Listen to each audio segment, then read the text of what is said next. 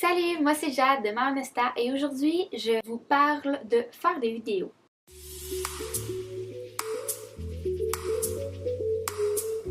Donc en fait, j'ai reçu une demande de quelqu'un qui voulait faire des vidéos mais qui était justement trop anxieuse, trop stressée à m'en faire puis qui voulait que je lui donne des trucs pour pouvoir faire des vidéos. Donc premièrement, c'est sûr que ce qui peut aider, c'est de savoir de quoi on veut parler. Le sujet principal de la vidéo et ce qu'on veut dire dans la vidéo. Ce qu'on va aborder comme sujet, les points principaux qu'on va aborder. Mais c'est vraiment important qu'on se fasse pas un dialogue, un monologue, qu'on fasse pas des phrases construites pour pouvoir en parler parce que ça enlève le naturel. C'est sûr que ça peut être intéressant de regarder un petit peu les points qu'on veut aborder et tout, mais si on se met trop de pression avec qu'est-ce qu'on veut réellement dire, les phrases qu'on aimerait pouvoir dire, ça va enlever le naturel là-dedans, puis ça va faire en sorte qu'on va moins connecter avec ce que la personne veut dire. Salut le chat!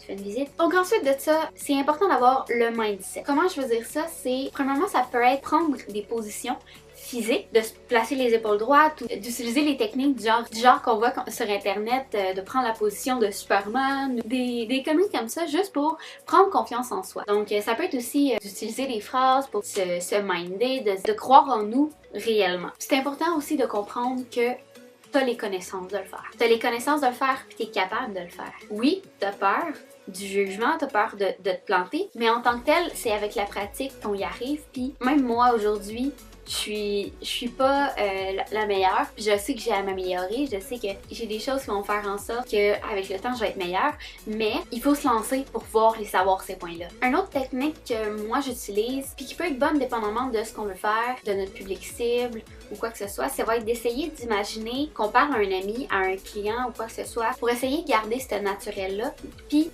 d'avoir un petit peu plus confiance en nous, d'avoir un peu moins peur de la caméra. Au début, le truc que j'utilisais le plus et qui m'aidait réellement à dédramatiser la situation, c'était que quand je partais à la caméra, avant de faire quoi que ce soit, je disais des niaiseries. Je faisais des niaiseries. J'avais même construit un bloopers de niaiseries que je faisais devant la caméra parce que c'était juste drôle, ou avec les animaux ou quoi que ce soit, juste parce que, ben justement, c'est de dédramatiser la situation puis de voir ça comme un amusement, de voir ça comme un projet qu'on réalise pour pas justement se mettre la pression de tu fais une vidéo puis c'est tout ou rien, c'est soit tu réussis, soit t'échoues.